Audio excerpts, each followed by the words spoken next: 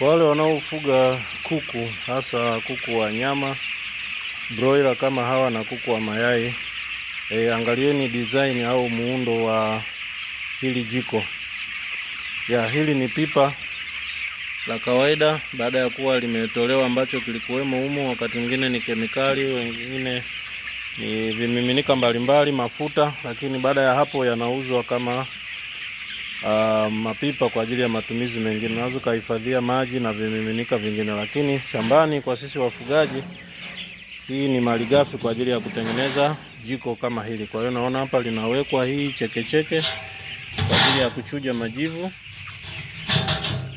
Naona kwa hiyo kunakuwa na vinachomelewa hivyo vidude hapo, ambapo vinasaidia kushika hili chekeche. Hiki ni chuma kinatobolewa matundu kama unavyoona, na upande wa huku kunawekwa mishikio. Hii ni kwa ajili ya kushika, kulihamisha kwenda sehemu mbalimbali. Hii ni nondo, lakini ukiangalia hapa kuna tundu hapa ambalo ni kama mlango. Kwa hiyo pipa hili hapa mwisho wake limekatwa hapo, unakuwa mlango kwa ajili ya kutolea majivu. Hapa panakuwa na hichi kidude ambacho huu unakuwa ni mfuniko ambao naweka namna hii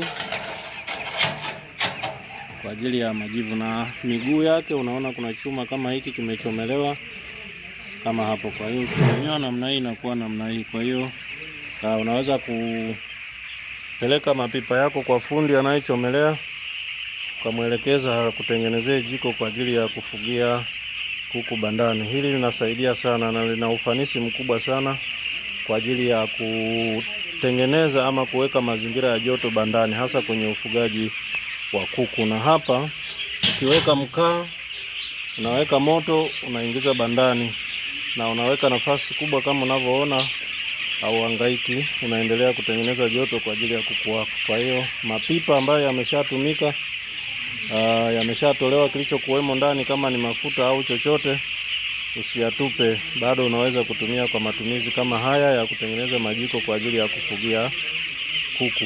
Na unaweka mkaa, unaweka moto, unaingiza bandani. Kama banda limejengwa vizuri, kuna haja hata ya kusubiri mkaa ukauke, mkaa ukolee, unajenga moja kwa moja. Asante sana kwa kutazama.